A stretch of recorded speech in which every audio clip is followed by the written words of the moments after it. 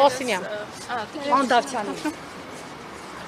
Միշտ տեսնում ենք դատական համակարգում այլ կարգավիճակով այսպես տեսնենք։ Նիկոլ Փաշինյանի հայտարարությունն ավելի քան վստահ են, որ հետևում եք վարչապետի դատական համակարգի մասով, ստացվում է, որ այս երկրում անարդարության սովի պատճառը դատավորներն են։ Երբանից եւ ինչպես պետք է աշխատեք։ Վերանայեք ձեր աշխատանքը։ Ավելի ճիշտ կլիներ, եթե իրավական ինչ-որ հարց տայիք, եթե այդպես հարցեր կան։ Կոռումպացված, պարոն Դավթյան։ Ասում եք երաբլուկ մաֆիայի դեր են պայքարում։ Դիակը ասում է կողքները, դիակի կողքը բռնես գնում են դատարան արդարացում են։ Ճիշտ ասած չեմ լսել, չեմ տեսել նմանատիպ հայտարարություններ, բայց ամեն դեպքում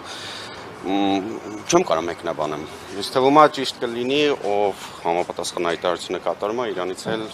մեկնաբանում։ Երկրի առաջի դեմքը, երբ դատական համակարգին ասում է կոռումպացված, կաշառք վերցնողներ, դուք ո՞նց եք ընկալում, անկեղծ ասեմ, կրկնում եմ, չեմ տեսել, չեմ լսել նմանատիպ հայտարարություններ, որ առավել եւս էլ ես չեմ կարծում, որ ի պաշտոնե կամ որպես դատավոր կարամ մեկնաբանեմ մեկ այլ պաշտոնատար անձի դիրքորոշումը կամ հայտարարությունը։ Դուք հայտնի պաշտոնյաների գործող դատավոր եք, Բազմաթիվ։ Խաչագան Ղազարյան, այդ թվում վերջին անգամ Աղվան Հոսեփյանի դատական նիստին եկած։ Պարոն Դավթյան, երբևիցե